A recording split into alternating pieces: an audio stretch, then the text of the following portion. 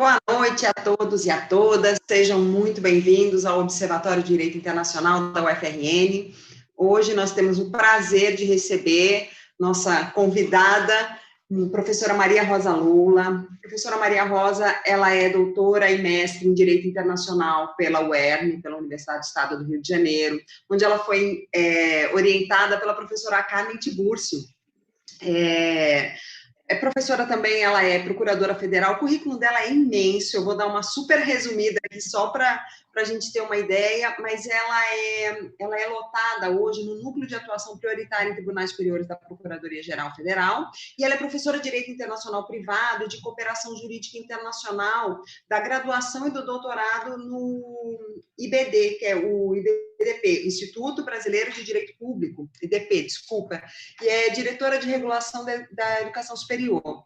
Ela tem diversas publicações, livros, artigos, e hoje ela vai conversar aqui um pouquinho com a gente sobre cooperação jurídica internacional. A gente tem novos diplomas normativos, né, incluindo o novo Código de Processo Civil, que traz uma abordagem bastante diferente, né, um novo panorama sobre a cooperação jurídica. Professora Maria Rosa, já agradecendo pela presença e pela colaboração com o nosso projeto. Professora Maria Rosa, seja muito bem-vinda.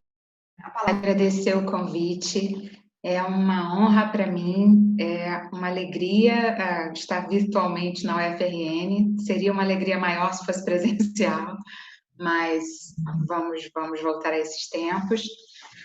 E é uma alegria muito grande estar num painel com a professora Ana Beatriz, nossa querida presidente da comissão da OAB, nossa querida amiga, mentora, enfim, dessas pessoas que provam para a gente que gentileza e inteligência caminham muito bem juntas. E agradecer também ao professor Diogo, que está aqui prestigiando a apresentação. Vamos lá. Eu queria fazer desse encontro aqui hoje realmente um bate-papo bem informal. Mais do que transmitir conteúdo, eu gostaria que a gente conversasse um pouco e refletisse sobre os rumos da cooperação jurídica internacional, de onde viemos, aonde chegamos e aonde pretendemos chegar e analisar se, vamos dizer, o trem está nos trilhos para o destino que a gente pretende alcançar. Então, para fazer esse exercício de futurologia, para a gente tentar problematizar aqui como serão os institutos de cooperação jurídica internacional daqui a 10, 20 anos, eu acho que vale a gente fazer um recuo 10, 20 anos atrás e analisar um pouco aonde estavam os instrumentos de cooperação jurídica internacional, o que era a cooperação jurídica internacional do Brasil há 20 anos, há 20 e poucos anos, e por que que chegamos até aqui desse modo. E aí eu prometo que eu vou alinhavar tudo com os exemplos que foram divulgados da Lava Jato, da LGPD, enfim, tantos outros. Há 20 e poucos anos, nós tínhamos o seguinte cenário na cooperação jurídica internacional brasileira. O Supremo Tribunal Federal era o órgão por excelência responsável pela cooperação, porque era o órgão que tramitava, né, as cartas rogatórias, vamos dizer assim, quer dizer, concedia o exequatur, as cartas rogatórias, homologava as sentenças estrangeiras e também era responsável pela parte judicial das extradições. A gente sabe que o Supremo Tribunal Federal, involuntariamente, foi a mola propulsora dos grandes avanços da cooperação jurídica internacional no Brasil. Por quê? Por que eu digo involuntariamente?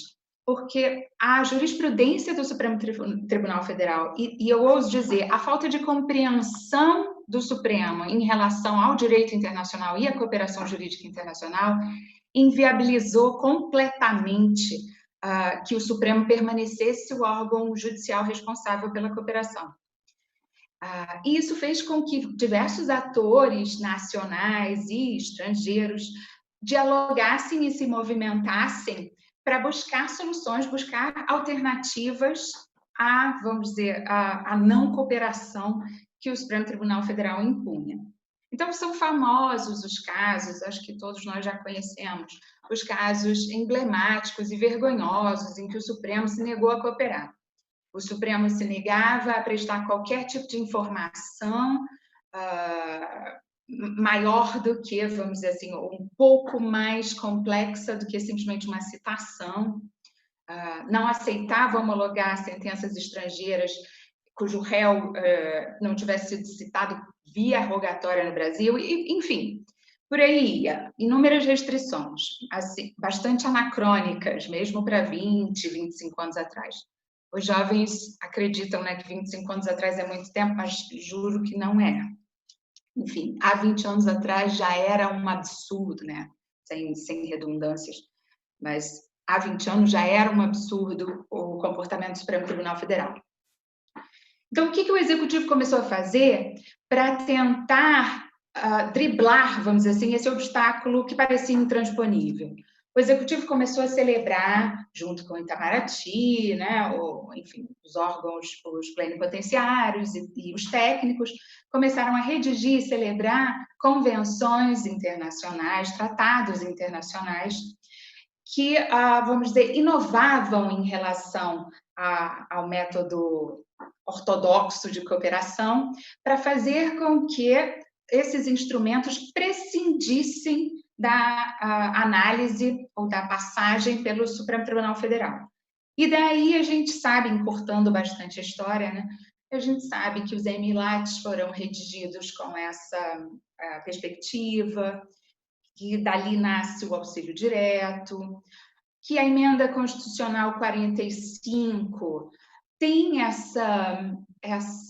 esse propósito também, que é retirar da Corte Constitucional a cooperação jurídica internacional, tornar a cooperação uma questão mais operacional e menos, fazer um apelo menor à questão de soberania, né? Porque o grande embate do Supremo era o entendimento de que tudo feria a ordem pública, tudo feria a soberania, enfim, tudo era um atentado à soberania nacional, à ordem pública, né?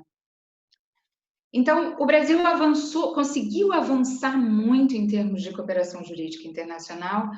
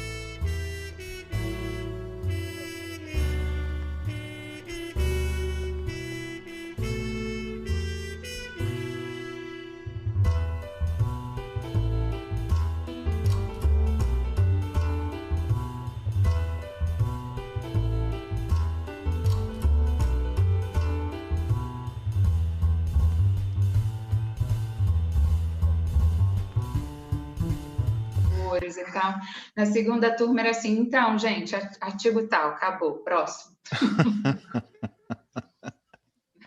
Mas é bem assim mesmo. Porque a gente ouve a história. Né? Estamos aqui, estamos no ar. Estamos? Estamos, pode continuar. Pronto, então a gente vinha falando da inovação que foi introduzida na cooperação jurídica internacional no Brasil, simplesmente pela alteração da competência do Supremo passando para o STJ com a emenda constitucional 45. e também, lateralmente, mas não menos importante, pela celebração de inúmeros acordos internacionais no modelo do EMILAT, né? Eu sou uma das pessoas que acha que o EMILAT foi a grande inovação em termos de cooperação jurídica em matéria penal no Brasil, introduzindo o auxílio direto, mas, curiosamente, o Instituto, como ele é, sem esse nome, mas o Instituto, na sua operação, já existia no Brasil desde a Convenção de Nova York, a Convenção de Alimentos. Então, você já tinha um sistema de autoridade central, de transmissão de provas e documentos, então só não tinha esse nome. E, infelizmente, na cooperação civil, o Instituto não se desenvolveu tão rápido, né? Ele foi muito mais ousado e mais profundamente aproveitado, vamos dizer assim, robustamente construído e constituído na cooperação jurídica em matéria penal no Brasil. Mas ele tem, então, essa certidão de nascimento civil. Mas, enfim, se a gente for pensar que há 20 anos, há 25 anos, o grande problema da cooperação jurídica internacional no Brasil parecia ser a morosidade, parecia ser essa noção exacerbada de ordem pública que o Supremo trazia, e que, portanto, superados esses obstáculos, a gente estaria num outro patamar de cooperação jurídica internacional no Brasil. Então, hoje, 20 anos depois, ou 20 e poucos anos depois, quase 20 da celebração do EMILAT, a emenda constitucional de 2005, se não me engano, 2004, 2005, o CPC de 2015. Então, a gente já tem uma estrada com essas alterações. Alcançamos a celeridade que a gente desejava? Alcançamos vamos dizer, a popularização do Instituto? Ele cumpre os seus requisitos constitucionais, processuais, ele é garantidor da efetividade da jurisdição, do acesso à justiça, da ampla defesa da paridade de armas? Aí estamos aqui agora em 2020, pensando tudo isso de novo. A DC 50 e 51, né? A ação direta de constitucionalidade 51, que no início do ano ainda, antes da pandemia, teve audiência pública no Supremo Tribunal Federal. O que se mais ouviu foram queixas, tanto do Executivo quanto do Ministério Público, né? Quer dizer, dos operadores, dos advogados, das grandes empresas que trabalham com informação, Google, Facebook. Qual era o grande problema? O grande problema era o auxílio direto. Porque diz o Ministério Público Federal, dizem as autoridades policiais, porque o auxílio direto não é célere o suficiente, que é alguma coisa que dói no ouvido de quem trabalhou por um instituto mais célere, né? Por outro lado, as empresas, os advogados, as partes dizendo: o Instituto não me garante acesso às informações, o Instituto não me garante paridade de armas, o Instituto não é tão democrático quanto se presume. Então, caminhamos 20 anos, mudamos muita coisa, colocamos muita coisa de cabeça para baixo, mas continuamos com os mesmos desafios. Cortamos alguns caminhos? Cortamos alguns caminhos. O processo de autenticação, de regularização, de tradução juramentada, enfim, todas essas formalidades ficaram muito mais fáceis, inclusive porque o Brasil também aderiu a inúmeras convenções, como a da Haia, da apostila, que tornou tudo mais expedito. Então, o Brasil tinha um dever de casa também para fazer em relação às convenções multilaterais. Mas aí está uma outra análise que a gente precisa fazer também, que é qual foi a contribuição que a diplomacia brasileira teve, ou que as relações internacionais brasileiras tiveram, para o incremento dos institutos de cooperação. e a escolha vamos chamar assim, da diplomacia, a escolha de relações internacionais do Brasil, de celebrar acordos bilaterais e não multilaterais, também nos coloca numa situação de sintonia com o resto do mundo. Então, hoje o Brasil corre atrás, não é isso, de ratificar e ter em vigor inúmeras das convenções da Conferência da Haia, que são diplomas dos anos 60, dos anos 70, mas o Brasil já tem institutos muito mais ágeis e mecanismos mais fáceis de cooperação na via bilateral. Só que, vamos dizer, institutos inspirados, né, para dizer uma palavra talvez menos agressiva do que calcados, mas inspirados em institutos da common law e para um sistema, forjados para um sistema jurídico que não é o nosso. Então, ele tem uma cara, ele tem um formato, ele tem uma aderência a um sistema de acusação penal, a um sistema penal que não é o nosso. Então, ao final, por exemplo, dessa audiência pública da ADC 51, o que a gente podia observar era uma insatisfação geral em relação ao Instituto do Auxílio Direto. A defesa dizendo que o Instituto não o abarca, não dá à defesa a porta de entrada que a defesa precisa ter, a cooperação jurídica internacional.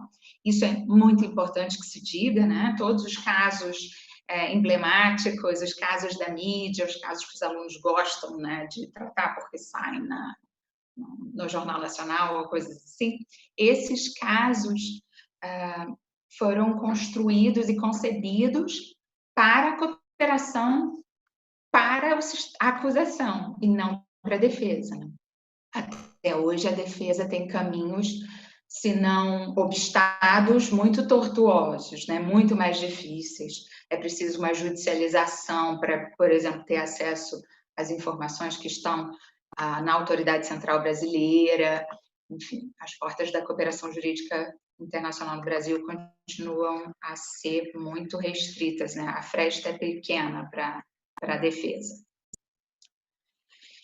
Mas uma outra análise que a gente precisa fazer, também comparando 20 anos atrás com a atualidade, é que há 20 e poucos anos a gente tinha um ideal de cooperação jurídica internacional que era, por um lado, inspirado no sistema norte-americano, esse sistema do EMILAT, mas, por outro, também mirava o exemplo europeu. Então, cá estávamos nós de novo, né, no centro, né, da América Latina, aqui, enfim, nos achando o centro da América Latina, nos achando o centro do mundo, olhando para os Estados Unidos e para a Europa. E pensando que o melhor ou mais avançado nível de cooperação jurídica que se podia alcançar era o sistema da União Europeia. Então, a gente construía aqui alguma coisa que podia ser baseada, calcada ou espelhada na União Europeia, que era o nosso Mercosul. Tivemos avanços no sistema de cooperação jurídica internacional do Mercosul? Sem dúvida. Não há como negar que protocolos como o Protocolo de Las Lenhas, de Ouro Preto, foram enormes inovações em termos de cooperação jurídica civil no Brasil e penal também em São Luís. Então, cartas rogatórias executórias, cartas rogatórias diretas em zona de fronteira, que, a bem da verdade, já existiam desde as CIDIPs, né? Previstas desde as CIDIPs. Mas, enfim, um arcabouço processual civil como a gente talvez não tivesse desde o Código de Bustamante, eu ouso dizer. Mirando sempre em qual referência a da União Europeia. Então, vocês que são alunos aplicados saberão melhor do que eu, que talvez esse não tivesse sido o melhor exemplo. Cá estamos nós agora todos, né, repensando as nossas referências. Infelizmente, para o Mercosul, a coisa foi um pouquinho mais degradada, até ouso dizer, do que a União Europeia. O Mercosul caiu muito no esquecimento. E os protocolos também, por conta dessa ausência de hierarquia entre protocolos e convenções, a gente acaba nem sempre usando com os nossos irmãos aqui do Mercosul os avanços dos protocolos. Então, tentamos um modelo de mercado comum para tornar mais arrojada a cooperação. Paramos, né, no meio do caminho. Tentamos descentralizar, né, retirar do Supremo, instituir novos instrumentos mais ágeis, mais fáceis, mais... Avançamos? Avançamos, sim. Mas hoje qual é a queixa? A mesma de 25 anos atrás. O Instituto não é célere o suficiente.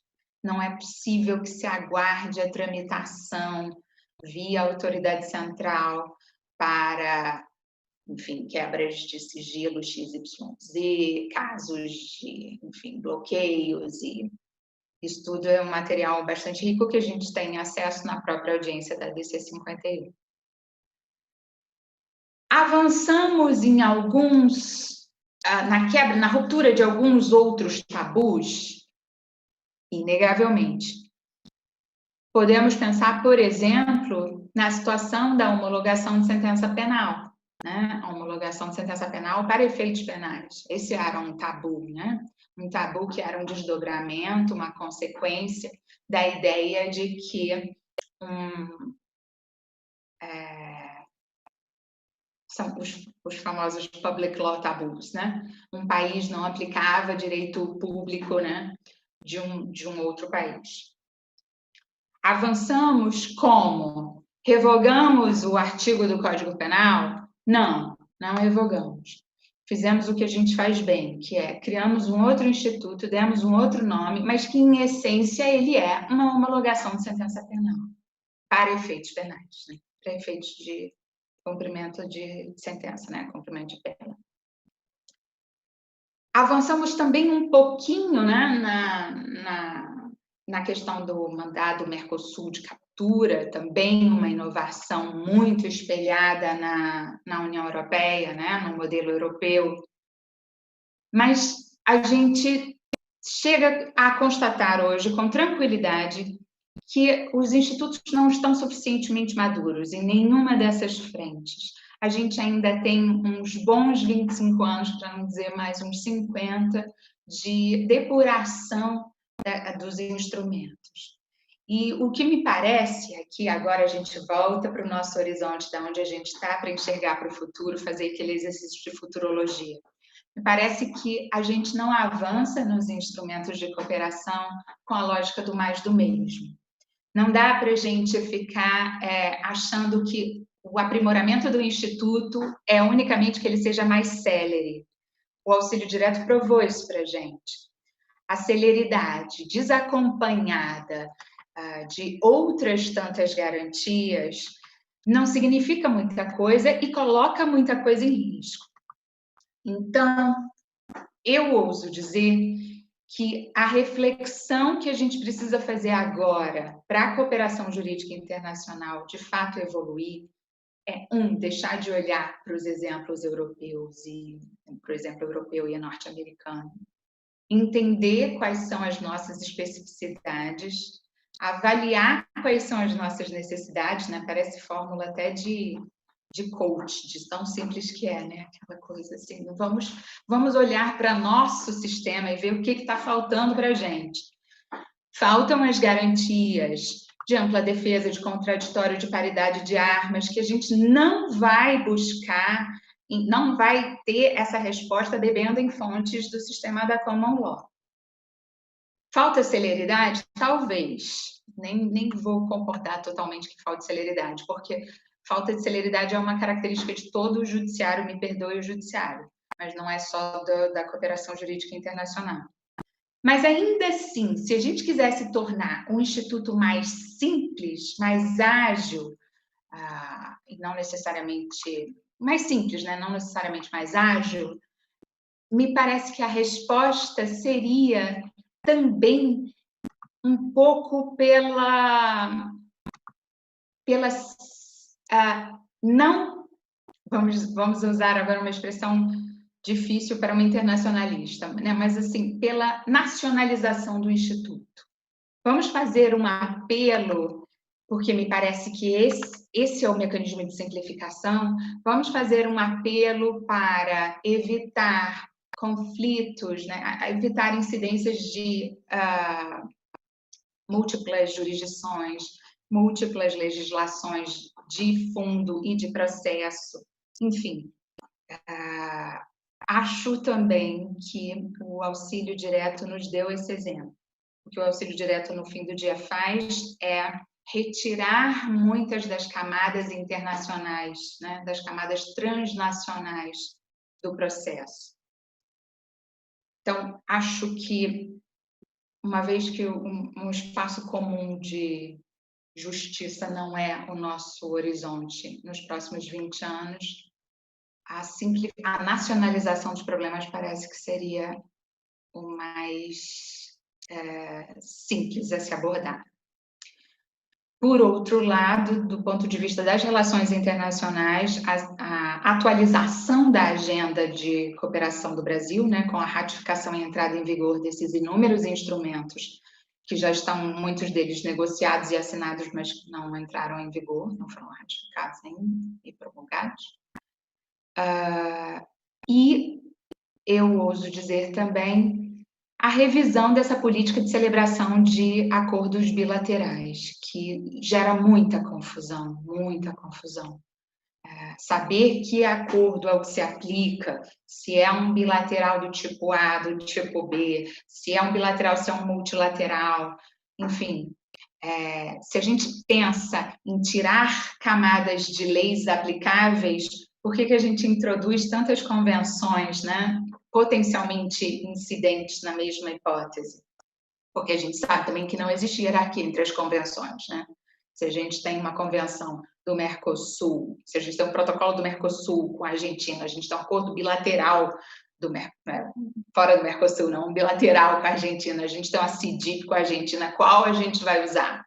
Qualquer um dos três, né? Enfim, isso causa muito transtorno, eu penso.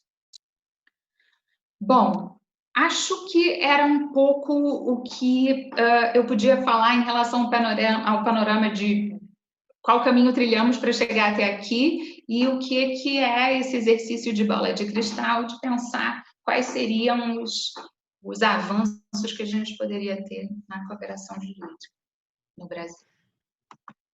É um tema super rico, né? Envolve um monte de questões, envolve direito processual, envolve direito constitucional, envolve direito internacional, envolve proteção de dados, né? São direitos fundamentais, envolve uma série de questões.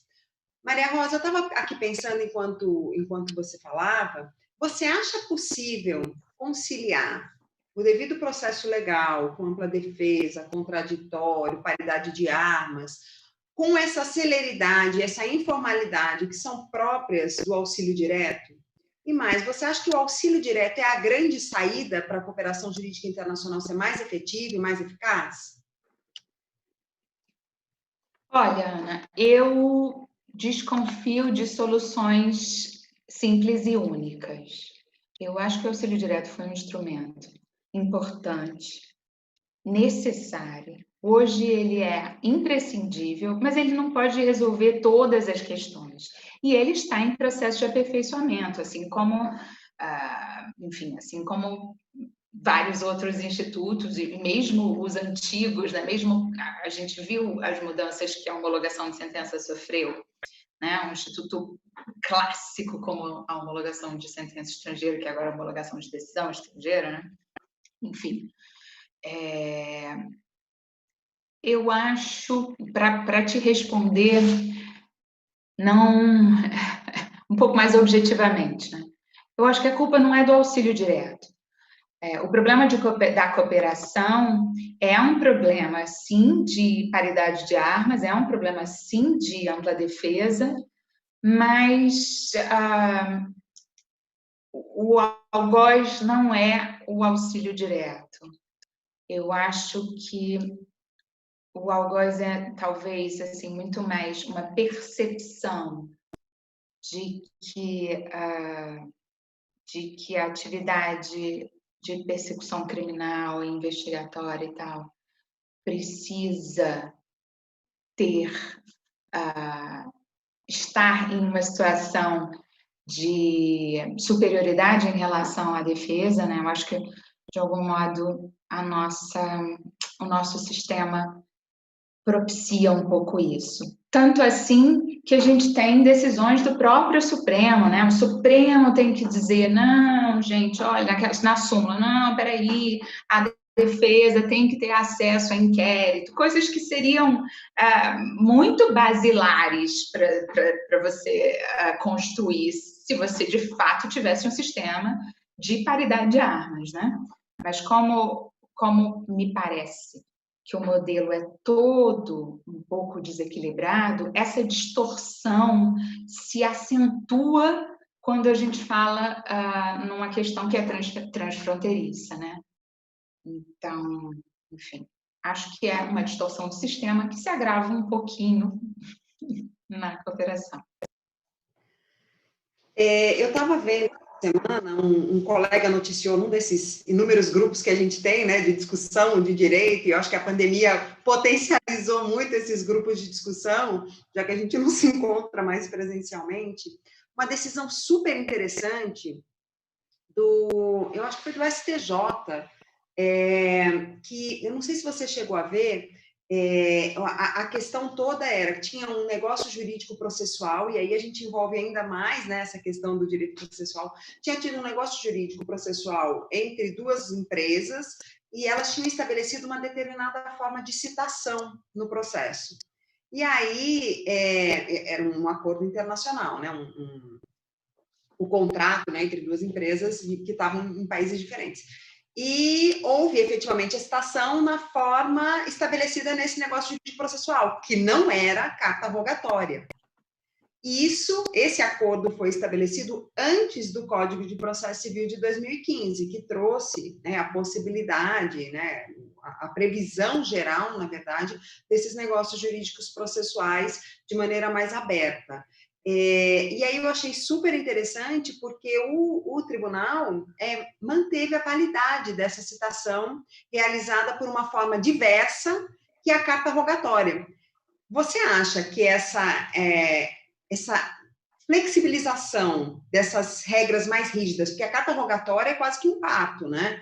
É um negócio super demorado, você acaba assim, perdendo completamente a possibilidade de resolver o problema. Eu estava uma vez aqui eu comecei a discutir esse caso até com o Marco Bruno, que é nosso coordenador aqui do OBDI, que pesquisa muito cooperação jurídica internacional e que efetivamente atua, às vezes, em alguns casos, na Justiça Federal. Eu estava discutindo com ele por conta de um caso que eu estava no escritório, uma cliente que mora na Europa e ela tinha sofrido uma revenge porn, né, na internet. O problema é que ela é brasileira, morando na Europa, e o cara que praticou está aqui no Brasil, e foi por um desses aplicativos, né,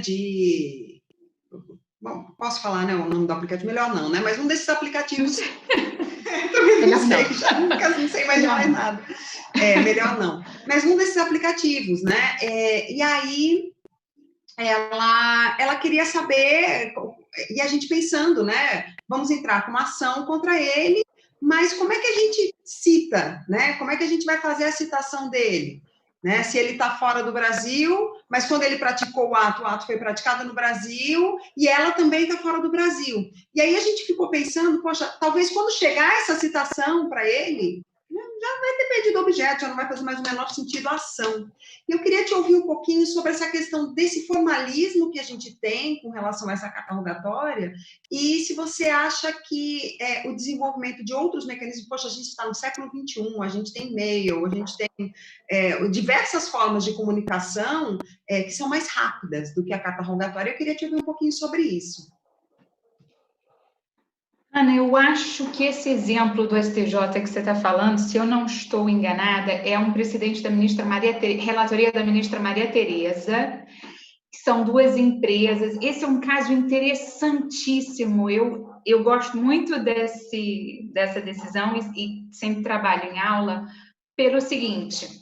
Eu acho que ela é a tempestade perfeita, né? Porque são duas empresas grandes que já vinham negociando em inglês, porque também tem uma questão da língua, se não me engano. Elas vinham negociando em inglês.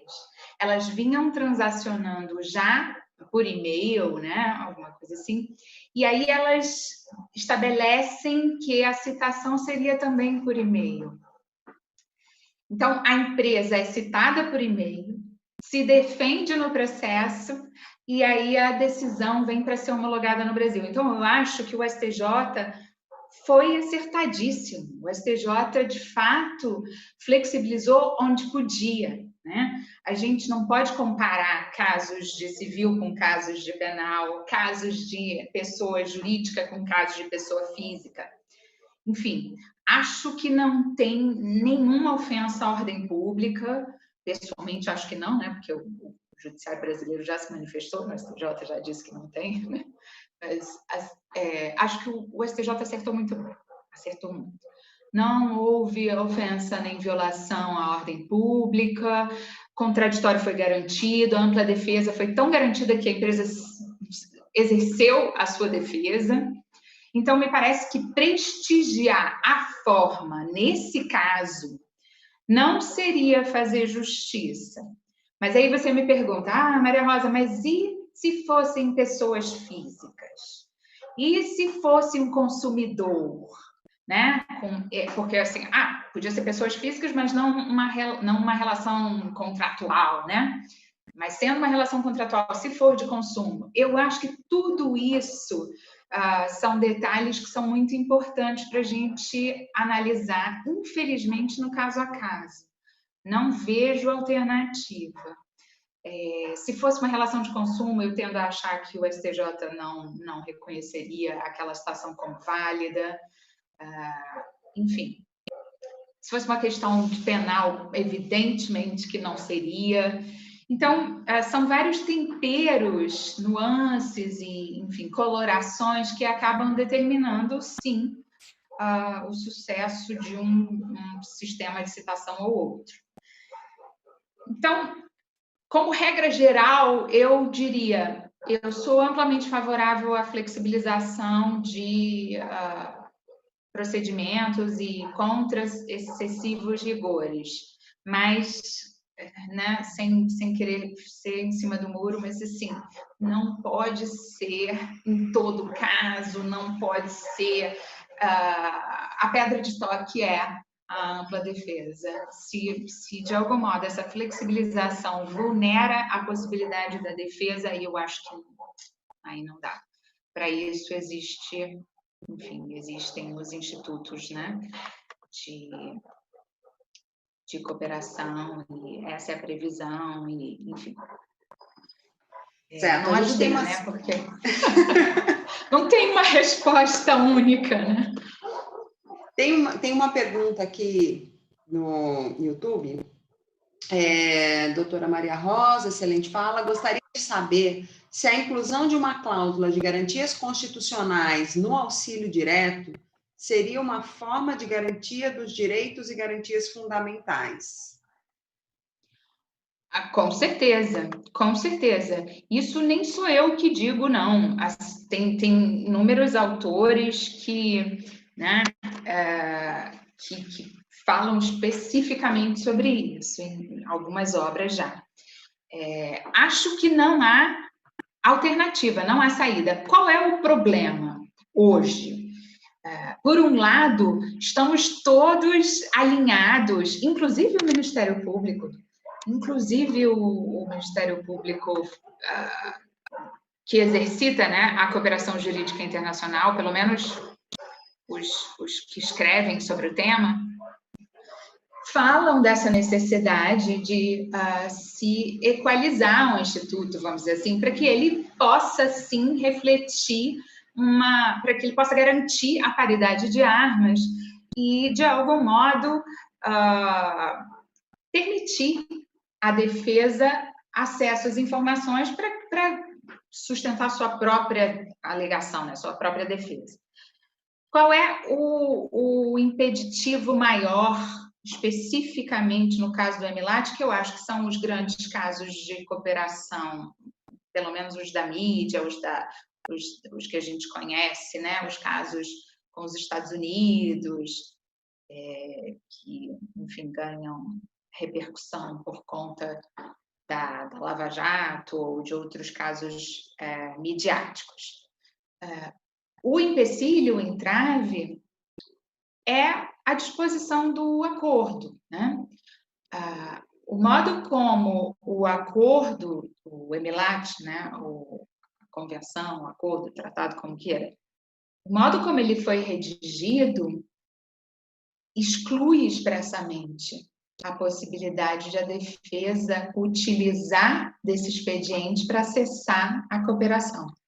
Então, em resumo, isso significa o quê? Se a acusação quer um elemento de prova que está nos Estados Unidos, a acusação consegue, pelo auxílio direto, de modo ágil, simples, desburocratizado, e se a defesa quer acesso a esse mesmo elemento de prova, ela precisa fazer um pedido de carta rogatória. E aí, boa sorte, porque, enfim, a mesma carta rogatória em matéria penal, eu nem sei, enfim, nem sei dizer qual seria a melhor convenção para se usar nessa situação. Enfim, não sei. Isso é um problema sério mesmo, né? Porque é uma limitação grave à defesa. Será que a gente não poderia pensar em algum instrumento que envolvesse, de repente, o Conselho Federal da OAB como entidade central, da mesma forma que o Ministério Público Federal possui, né, uma autoridade que pode fazer esse pedido de auxílio direto? Será que não seria algo que a gente pudesse pensar nesse sentido? Até pela nossa comissão a gente podia pensar em algum. Olha, Ana, eu acho uma ideia fantástica a proposta de pensar, porque eu acho que não tem solução fácil, não tem solução simples. Por um lado, esse é o procedimento já estabelecido, vamos dizer, estabilizado nos Estados Unidos. Esse é o EMILAT, é o modelo que ele tem com o mundo todo. Não acredito que a gente possa, de nenhum modo, o Itamaraty que não me ouça, mas não acredito que a gente teria condições de alterar o tratado que a gente já celebrou, nesses termos. Agora, é possível construir uma outra ponte? Acho que sim. Acho que não só é possível, como é preciso, né? Agora que todos nós já diagnosticamos o problema, deixar a situação como está é perpetuar uma violação já a olhos vistos, né? É uma situação muito menos grave quando você não tem consciência. Agora que a gente tem nada a fazer, eu realmente acho que é. Agora, tem um caso interessante também, me lembrei agora, se não me engano, a minha memória é terrível, né? Mas, às vezes... então, esse caso, por exemplo, eu lembrava que era a relatoria da ministra Maria Tereza, agora o número jamais vou lembrar. Tem um precedente interessante que é a defesa do presidente Lula fez um requerimento, agora eu não sei se foi a autoridade central no Brasil ou a autoridade central da Suíça, não, bom, isso depois a gente dá uma googada e acha, mas ele pediu os elementos de prova que teriam vindo via auxílio direto, ou cooperação jurídica internacional. E os advogados foram muito perspicazes ao detectar que, uma vez que o instrumento, a Convenção Internacional, não permite que a defesa acesse essas provas com paridade de armas, uma vez que as provas estão aqui, então compete ou a autoridade central, ou o próprio Ministério Público, mas alguma autoridade vai ter que garantir agora a paridade, né? Enfim, não é paridade, porque paridade seria, né, ter tido a possibilidade de se manifestar no curso dessa vinda de provas, né? Mas acho eu. Mas enfim, acho que é um paradigma interessante. Não sei onde está, não sei em que pé está essa questão. Acabei de ver aqui o recurso do Lula. Teve uma decisão dia 18 de novembro agora, de 2020. O TJ definiu que caberá a primeira sessão da corte julgar um recurso do ex-presidente Lula que questiona acordos de cooperação fechados pela Força Tarefa da Lava Jato com autoridades americanas. Em agosto, o ministro Sérgio Cuquina determinou ao Ministério da Justiça e de Segurança Pública que explicasse quais pedidos de colaboração foram formulados pela equipe brasileira para obtenção e compartilhamento de informações relacionadas à Petrobras. Que realmente é uma ofensa ampla e absoluta ao contraditório e ampla defesa, porque não se sabe nem o que está sendo pedido, né? Além de não se ter acesso à documentação efetivamente, não se poder fazer um pedido similar, ou seja, aí é uma ofensa à paridade de armas, tem uma ofensa ao contraditório que é muito explícita, porque você não sabe o que é que está sendo pedido em termos de prova, então você não tem nem como se preparar, né? Não tem... É realmente um negócio... E se a gente lembrar da súmula do Supremo, né? A súmula do Supremo é explícita, né? Não tem como você entender que num procedimento de investigação, vamos dizer, em cooperação tem uma autora gaúcha que cunhou um termo muito interessante, mas ela diz o implicado, alguma coisa assim, para não dizer nem investigado, nem acusado, mas o implicado tem o interesse jurídico, né? Em ter acesso a esses elementos de prova. Então, me parece que, sim, que no caso da defesa do presidente Lula, o expediente foi muito interessante, porque já que a defesa não pode pedir a cooperação à autoridade estrangeira, uma vez que as informações estão aqui, então que aqui sejam coletivizadas, né? Perfeito. Tem uma outra pergunta. Deixa eu só fazer uma defesa aqui. Claro, lógico, porque esse caso é antes de alguém me acusar de hipocrisia, né? Porque eu fui diretora do DRCI. Então, no momento em que eu fui diretora, se alguém pedisse as provas, eu também não daria. Porque, de fato, o executivo fica com as mãos amarradas, né? Não existe autorização a que você compartilhe esses elementos de prova. Existem acordos internacionais que garantem o sigilo. O que eu estou dizendo é que a gente precisa aprimorar esses institutos, aprimorar os acordos.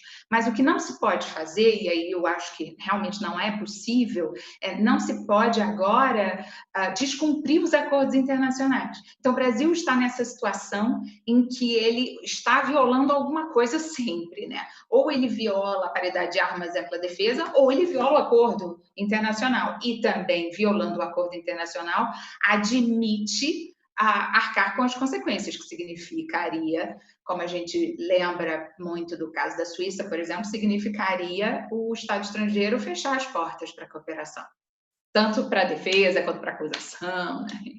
Enfim, é delicado. É complicado.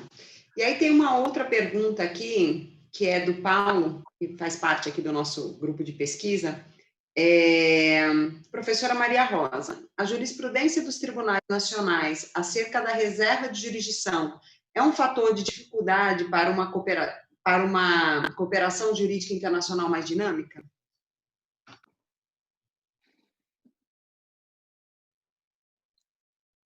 Olha, eu não sei se o Paulo está falando especificamente da questão do sigilo bancário. Eu espero que esteja, porque essa é uma questão interessante. O sigilo bancário, essa instituição sacrossanta no Brasil, que inúmeros autores entendem que tem previsão constitucional, né, mas seria uma derivação do direito da privacidade e tal. Outros países não têm, não precisam de decisão judicial para quebra de sigilo, né, bancário e fiscal. O que eu posso dizer para o Paulo? O que eu posso dizer com tranquilidade é que não dá para a gente entender que um elemento é o culpado ou um elemento é o dificultador da cooperação jurídica internacional. A grande graça da cooperação jurídica, ou a característica que ela tem, é justamente fazer dois sistemas jurídicos distintos dialogarem. E os sistemas são diferentes nas leis substantivas, nos institutos, nas garantias. Então, a gente pode, inclusive, pensar nesse exemplo do sigilo bancário e no exemplo do auxílio direto como complementares, né? A jurisdição nacional vamos dizer, excessivamente zelosa, ou pelo menos eu diria, se outro país não requer decisão judicial, se eu vou encaminhar provas bancárias, né, extratos bancários para esse país, por que eu teria que ter aqui uma decisão judicial, se a validade da prova tem que ser para lá? Mas só esclarecendo que não é assim que funciona, né? As provas são colhidas aqui, obedecem ao standard da jurisdição onde elas são colhidas. Então, aqui, se a defesa, por exemplo, tem essas dificuldades de acesso às informações da cooperação, em outro país, a defesa pode ter amplo acesso. E aí, o que se pode fazer é tentar fazer com que se recorra àquela jurisdição, né? Enfim, não gosto de achar que uma característica diferente é necessariamente o entrave. O entrave está posto, né? São línguas diferentes, sistemas jurídicos diferentes, legislações distintas, judiciários distintos, enfim. Para a gente finalizar aqui, está quase chegando, foi uma hora que passou tão rápido. Teve um caso, eu não vou lembrar o número aqui, mas o caso era mais ou menos o seguinte, eu queria ouvir sua opinião ou sua posição, não sei se você conhece esse caso. Estava tramitando uma ação penal em Portugal contra uma determinada pessoa, acho que ele era um italiano. Esse italiano estava no Brasil, e aí tinha um pedido de extradição desse italiano no Brasil. E houve um pedido do Ministério Público de Portugal, um auxílio direto para o Ministério Público Federal aqui no Brasil, para envio de alguns documentos. Acho que ele era um estelionatário, ele vendia coisas, vendia imóveis, tinha uma série de coisas e foi feito um pedido de envio de provas para o Ministério Público. Foi feito, então, um pedido de auxílio direto.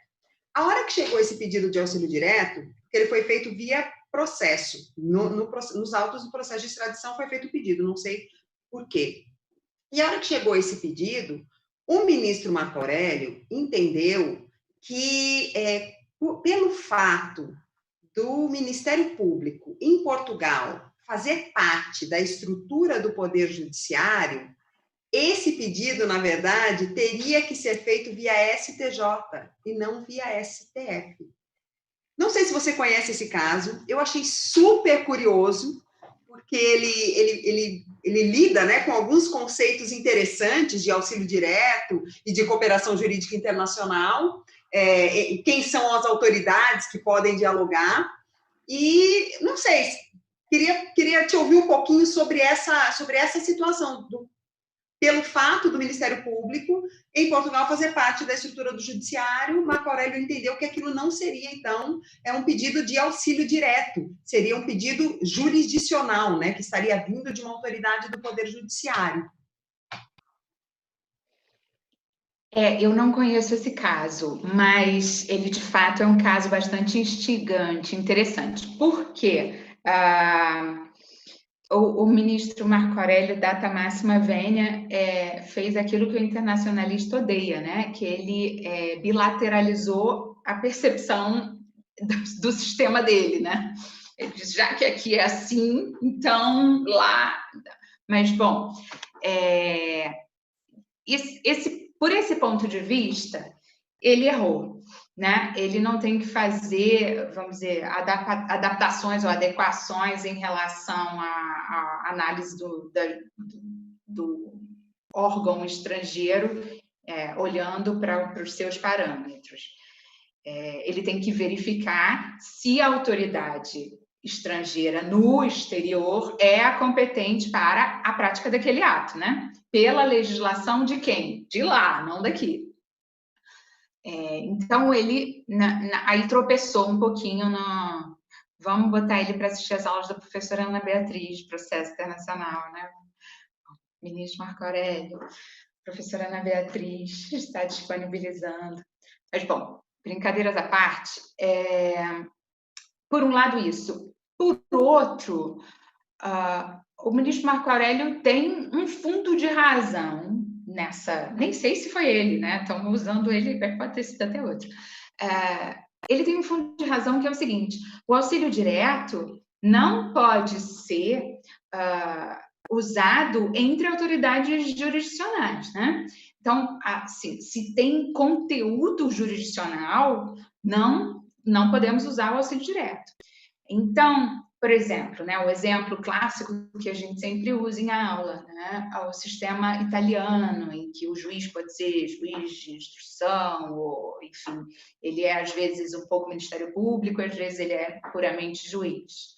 Se ele está atuando, vamos dizer assim, né, com o chapéu do judiciário, e ele determina alguma coisa, esse conteúdo determinado de ordem judicial não pode tramitar no envelope do auxílio direto, né?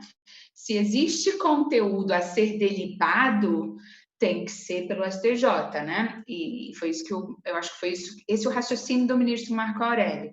Se tem conteúdo jurisdicional, se é uma determinação, tem que haver delibação, tem que passar pelo STJ.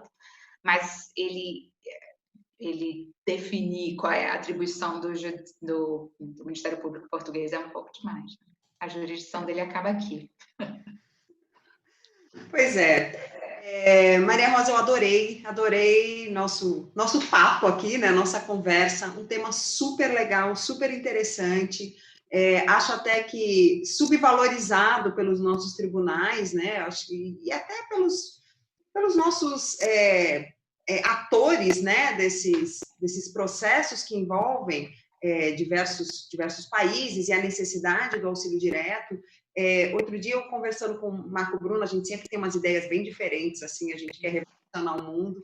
E a gente estava pensando se não seria interessante existir mesmo uma autoridade internacional que fizesse esse cruzamento, né, de dados. Preciso citar uma pessoa em lugar tal, e aí você, como se fosse uma autoridade central internacional, né? Eu acho que seria um negócio tão interessante, não é um negócio assim, sei lá, não é uma solução simples, mas talvez fosse uma solução eficaz, né, para resolver esses problemas, né? E no âmbito policial existe, né? Tem a Interpol é isso. Você está pensando em uma coisa assim mais... processual, né? Processual. Acho interessante. Inclusive, eu esqueci de falar também uma questão que era, na evolução da cooperação jurídica internacional, a gente teve também a entrada em cena de, enfim, instituições supranacionais, né? Então, a gente tem o TPI. O que você está propondo é uma autoridade central supranacional, né? Exatamente. Acho que seria uma forma mais simples de resolver, né, toda essa problemática que a gente tem aqui para agilizar, né, as comunicações entre os poderes judiciários ou entre as autoridades internacionais.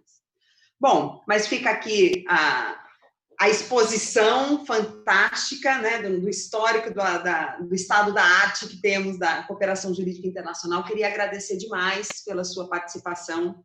aqui no Observatório de Direito Internacional. Estamos de portas abertas, por enquanto são portas virtuais, mas espero que no futuro muito próximo possamos nos encontrar presencialmente e fazer um evento, um grande evento aqui do OBDI, com todos os nossos convidados, mas presencialmente. Acho que vai ser uma oportunidade incrível da gente desenvolver um pouquinho mais o direito internacional aqui no Rio Grande do Norte. Então, queria te agradecer mais uma vez e deixar nosso observatório à disposição para o que você precisar. Obrigada, Maria Rosa. Eu que agradeço, de verdade, uma alegria. Estou sempre a postos. Então, agradeço a presença de todos e todas que estão aqui nos assistindo pelo YouTube e por hoje ficamos por aqui e mais uma vez obrigada, Maria Rosa, e voltamos, a gente ainda tem mais alguns episódios do OBDI Convida, né, dessa nossa parceria com professores de Direito Internacional do Brasil. Obrigada, Maria Rosa, obrigada a todos e uma boa noite. Boa noite, obrigada.